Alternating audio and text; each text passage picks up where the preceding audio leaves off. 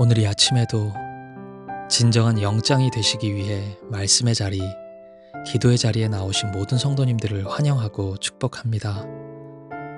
주님의 말씀 앞에 선 여러분 모두가 참된 예배자이십니다. 오늘 우리에게 주신 하나님의 말씀은 신명기 4장 1절부터 14절까지 말씀입니다. 이스라엘아, 이제 내가 너희에게 가르치는 규례와 법도를 듣고 준행하라. 그리하면 너희가 살 것이요 너희 조상의 하나님 여호와께서 너희에게 주시는 땅에 들어가서 그것을 얻게 되리라.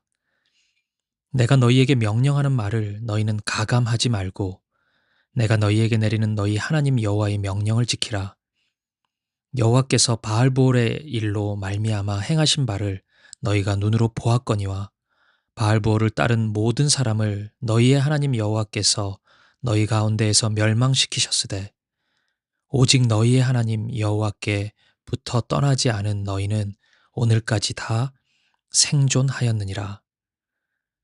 내가 나의 하나님 여호와께서 명령하신 대로 규례와 법도를 너희에게 가르쳤나니 이는 너희가 들어가서 기업으로 차지할 땅에서 그대로 행하게 하려 함인즉 너희는 지켜 행하라. 이것이 여러 민족 앞에서 너희의 지혜요 너희의 지식이라. 그들이 이 모든 규례를 듣고 이르기를 이 큰 나라 사람은 과연 지혜와 지식이 있는 백성이로다 하리라. 우리 하나님 여호와께서 우리가 그에게 기도할 때마다 우리에게 가까이 하심과 같이 그 신이 가까이 함을 얻은 큰 나라가 어디 있느냐. 오늘 내가 너희에게 선포하는 이 율법과 같이 그 규례와 법도가 공의로운 큰 나라가 어디 있느냐. 오직 너는 스스로 삼가며 내 마음을 힘써 지키라. 그리하여 내가 눈으로 본 그 일을 잊어버리지 말라. 내가 생존하는 날 동안에 그 일들이 내 마음에서 떠나지 않도록 조심하라. 너는 그 일들을 내 아들들과 내 자손들에게 알게 하라. 내가 호렙산에서 내 하나님 여호와 앞에 섰던 날에 여호와께서 내게 이르시기를 나에게 백성을 모으라. 내가 그들에게 내 말을 들려주어 그들이 세상에 사는 날 동안 나를 경외함을 배우게 하며 그 자녀에게 가르치게 하리라 하시매 너희가 가까이 나와서 산 아래에 서니 그 산에 불이 붙어 불길이 충천하고 어둠과 구름이 흑암에 덮였는데 여호와께서 불길 중에서 너희에게 말씀하시되 음성뿐이므로 너희가 그 말소리만 듣고 형상은 보지 못하였느니라. 여호와께서 그의 언약을 너희에게 반포하시고 너희에게 지키라 명령하셨으니 곧 십계명이며 두 돌판에 친히 쓰신 것이라. 그때 여호와께서 내게 명령하사 너희에게 규례와 법도를 교훈하게 하셨나니 이는 너희가 거기로 건너가 받을 땅에서 행하게 하려 하심이니라. 아멘. 오늘 본문은 이스라엘을 향한 하나님의 진정한 꿈이 무엇인지를 알려주고 있습니다. 아마도 많은 분들이 그 꿈은 결국 이스라엘이 약속의 땅인 가나안에 가는 것이 아닌가 이렇게 생각할 것입니다. 하지만 여러분, 그렇지 않습니다. 그것은 꿈을 향한 과정일 뿐 하나님의 궁극적인 꿈은 아닙니다. 생각해 보십시오. 가나안에 가는 것만이 하나님의 뜻과 계획이었다면 그러면 하나님이 왜 광야에서 그 고생을 시켰겠습니까? 가나안이 유일한 목적이었다면 하나님은 광야 없이 순식간에 이스라엘을 가나안으로 이동시키셨을 것입니다. 하지만 하나님은 그렇게 하시지 않았습니다. 왜요? 가나안에 가는 것보다 더 중요한 것이 있었기 때문입니다. 그 과정을 통해 이스라엘이 어떤 공동체가 되기를, 이스라엘 백성 한 사람 한 사람이 어떤 사람이 되기를 바라셨기 때문입니다. 그러면 이스라엘을 향한 하나님의 꿈은 도대체 무엇이었을까요? 그것은 말씀의 사람이 되는 것이었습니다. 오직 하나님의 말씀에 사로잡혀 하나님의 말씀만 따라가는 사람이 되는 것이었어요. 그런 사람으로 만드시기 위해 하나님은 광야를 걷게 하셨던 것입니다. 신명기 8장 2절 3절 말씀입니다. 내 하나님 여호와께서 이 40년 동안에 내가 광야길을 걷게 하신 것을 기억하라. 이는 너를 낮추시며 너를 시험하사 내 마음이 어떠한지 그 명령을 지키는지 지키지 않는지 알려 하심이라.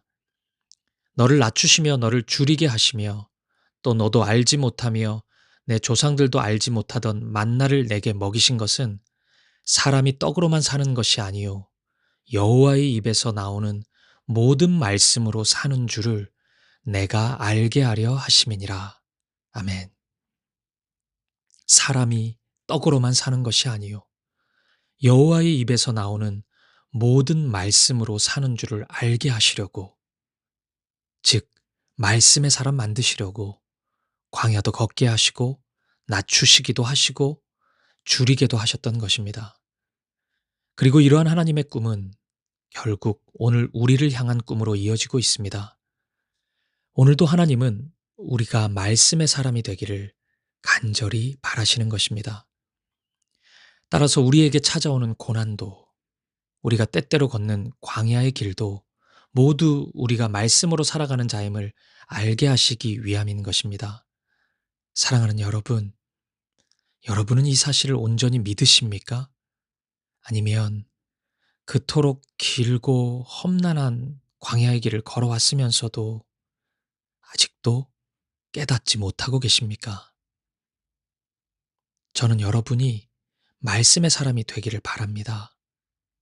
세상은 흔들리고 사람들은 변합니다. 그리고 세상의 풀은 마르고 꽃은 시듭니다. 하지만 기억하십시오. 하나님의 말씀은 영원합니다. 그렇기에 말씀을 붙잡는 사람은 살아납니다. 눈물의 골짜기를 걸어간다 할지라도, 온갖 죽음의 기운이 가득한 상황과 환경에 서 있다 할지라도 말씀의 사람은 생명의 온기를 뿜어냅니다. 말씀이 그 영혼을 살리기 때문입니다. 7번 넘어져도 8번 일어나도록 말씀이 힘을 주기 때문입니다. 본문 1절 말씀을 보십시오. 이스라엘아, 이제 내가 너희에게 가르치는 규례와 법도를 듣고 준행하라. 그리하면 너희가 살 것이요 너희 조상의 하나님 여호와께서 너희에게 주시는 땅에 들어가서 그것을 얻게 되리라. 아멘. 말씀을 듣고 준행하라. 그리하면 너희가 살 것이요. 말씀과 함께하면 우리는 살아납니다.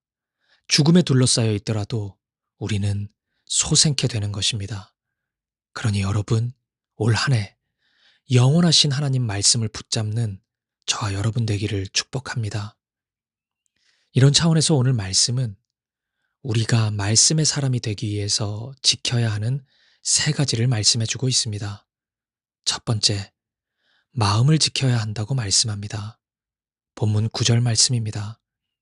오직 너는 스스로 삼가며 내 마음을 힘써 지키라. 그리하여 내가 눈으로 본 그 일을 잊어버리지 말라. 내가 생존하는 날 동안에 그 일들이 내 마음에서 떠나지 않도록 조심하라. 너는 그 일들을 내 아들들과 내 손자들에게 알게 하라. 아멘. 마음을 힘써 지키라고 말씀합니다. 왜 마음을 지켜야 할까요? 마음으로부터 모든 것이 시작되기 때문입니다. 우리가 하나님의 일을 시작할 때도 또는 반대로 죄의 길을 걸어갈 때도 그 시작은 우리의 마음입니다. 마음에 하나님의 사랑이 가득하면 우리는 하나님이 기뻐하시는 말과 행동을 하기 시작합니다. 하지만 마음에 세상을 향한 사랑이 가득하면 우리는 하나님이 기뻐하시지 않는 말과 행동을 하기 시작합니다. 그렇기에 하나님은 우리의 마음을 얻기 원하십니다.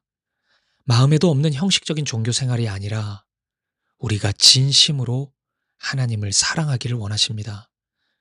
그래서 신명기 6장 5절은 이렇게 말씀합니다. 너는 마음을 다하고 뜻을 다하고 힘을 다하여 내 하나님 여호와를 사랑하라. 아멘. 하나님은 우리가 형식적인 사랑이 아닌 마음을 다해, 뜻을 다해, 힘을 다해 하나님을 사랑하기를 원하시는 것입니다. 그런데 여러분, 이것 또한 기억하십시오. 사탄도 우리 마음을 빼앗기 원한다는 것입니다. 사탄도 우리의 마음을 얻기 위해서라면 무슨 일이든지 하는 존재입니다. 그래서 우리는 우리의 마음을 빼앗기면 안 됩니다. 우리의 마음을 힘써 지켜야만 합니다. 사랑하는 여러분, 온갖 유혹과 시험이 찾아온다 할지라도 오직 지고지순의 마음으로 하나님만을 사랑하는 저와 여러분 되시기를 주님의 이름으로 축복합니다. 두 번째, 말씀의 사람이 되기 위해 우리는 하나님의 은혜를 잊지 않아야 합니다. 다시 본문 9절 말씀을 보십시오. 오직 너는 스스로 삼가며 내 마음을 힘써 지키라. 그리하여 내가 눈으로 본 그 일을 잊어버리지 말라. 내가 생존하는 날 동안에 그 일들이 내 마음에서 떠나지 않도록 조심하라. 너는 그 일들을 내 아들들과 내 손자들에게 알게 하라. 아멘. 내가 눈으로 본 그 일을 잊어버리지 말라. 하나님은 당신이 베푸신 은혜를 기억하라고 말씀하십니다. 어제 주일 설교를 기억해 보십시오. 여기까지 오는 동안 광야의 시간도 분명했고 적들을 만난 것도 분명했지만 더 분명한 사실은 그 순간에도 하나님이 함께 하셨다는 사실입니다. 그 순간에도 하나님의 말씀이 함께하고 있었다는 사실이에요. 우리가 이것만 잊지 않는다면 우리는 하나님을 기대할 수 있고 하나님의 말씀을 의지할 수 있습니다. 사랑하는 여러분, 이 아침에 다시 한번 하나님의 은혜를 기억하는 우리가 되기를 바랍니다. 그리고 세 번째, 말씀을 가르쳐야 합니다. 9절의 하반절은 너는 그 일을 내 아들들과 내 손자들에게 알게 하라 이렇게 말씀합니다. 그리고 10절 말씀을 보십시오. 내가 호렙산에서 내 하나님 여호와 앞에 섰던 날에 여호와께서 내게 이르시기를 나에게 백성을 모으라. 내가 그들에게 내 말을 들려주어 그들이 세상에 사는 날 동안 나를 경외함을 배우게 하며 그 자녀에게 가르치게 하리라 하시매. 아멘. 말씀의 사람은 말씀을 전하는 사람입니다. 자녀들이 말씀을 읽게 하고 자녀들에게 말씀을 가르쳐야 합니다. 사랑하는 이들에게 복음의 말씀을 전해야 해요. 오늘 우리는 어떻습니까? 여러분의 입술에는 하나님의 말씀이 먼저 나오고 있습니까?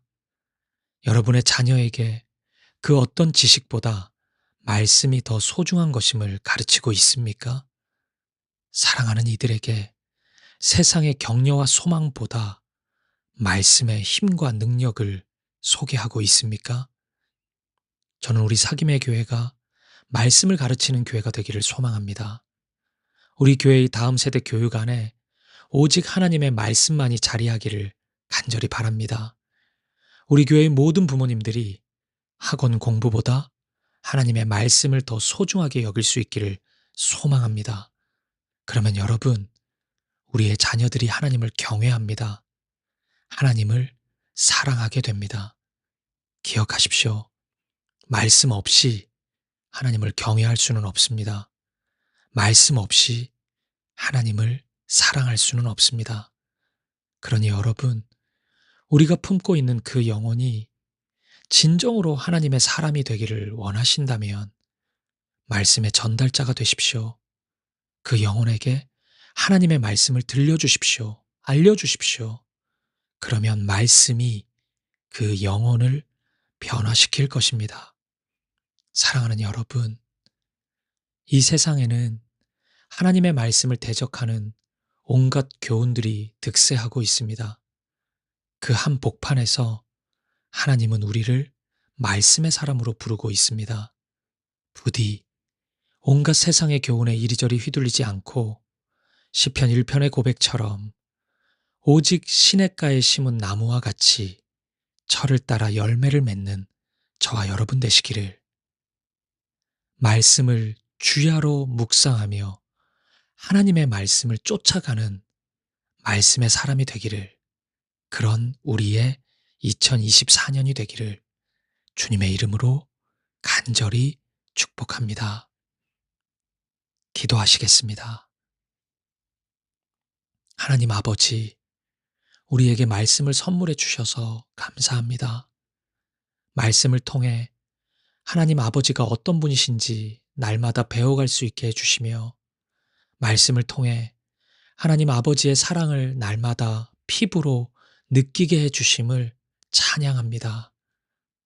또한 우리에게 말씀대로 살 수 있는 힘과 능력을 허락해 주셔서 감사합니다. 말씀으로 인해 형성된 우리의 겸손한 귀와 온유한 혀를 통해서, 긍휼히 여기는 우리의 가슴과 주머니를 통해서, 누구를 대하든지 동일한 우리의 환대를 통해서, 말씀에 민첩히 순종하는 우리의 손과 발을 통해서 아버지의 아름다우심을 우리의 자녀와 사랑하는 이들을 향해, 이 세상을 향해 향기처럼 흩날리는 말씀의 사람이 되게 하옵소서. 우리 주 예수 그리스도 이름으로 기도합니다. 아멘. 이어서 우리 개인의 기도 제목을 놓고 우리의 가정을 위해, 우리 사귐의 교회를 위해, 모든 민족과 열방에 하나님의 나라가 임하시도록 한 마음과 한 뜻으로 기도하며 나아가겠습니다. 함께 기도하시겠습니다.